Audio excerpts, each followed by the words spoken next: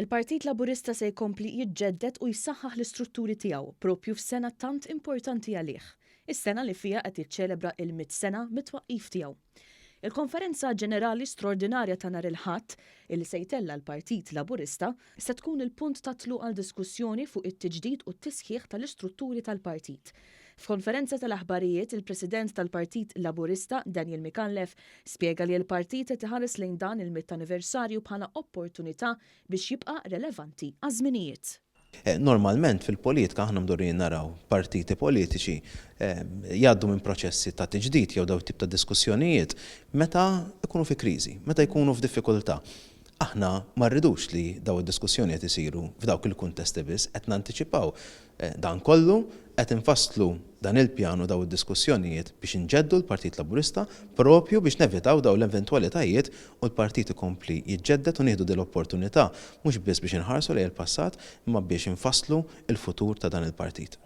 Il-kap eżekuttiv tal-Partit Laburista Randolph De Battista ddeskriva lill-partit bħala wieħed li qatt ma beża' ibiddel. Ta' ħafna drittijiet lill-familji Maltin u Għawġin, imma jiena ngħid dan huwa l-partit illi għalih kulħadd għandu l-istess opportunità. U minnu l-persuna ġej minn fejn ġej. Dik xi ħaġa illi tibqa' mal-Partit Laburista kemm mit-twaqqif tiegħu illum li qed niċċelebraw 100 sena u bla dubju għall-futur. Il-Partit Laburista se jibqa' jbiddel imma se jibqa' wkoll ikun il-vuċi ta' ħafna nies huma minn huma ġejjin minn fejn ġejjin. Min-naħa tiegħu is-Segretarju Organizzattiv William Lewis ħabbar sensiela ta' attivitajiet li tul din is-sena se jfakru dan l-anniversarju, fosthom musical bl-isem Mija li se jgħidilna l-istorja ta' familja li għexet kemm żminijiet diffiċli iżda wkoll gawdiet mill-kisbiet li nkisbu bis-saħħa tal-Partit Laburista.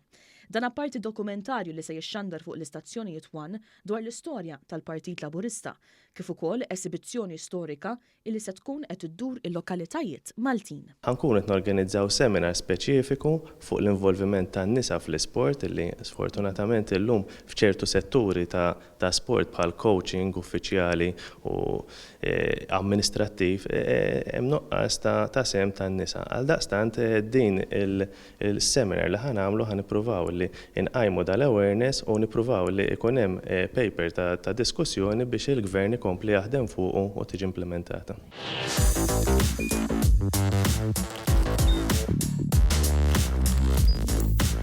Idħol fuq one.com.mt u hemmhekk tista' tara l-programmi kollha li jixxandru fuq One permezz ta' One Play.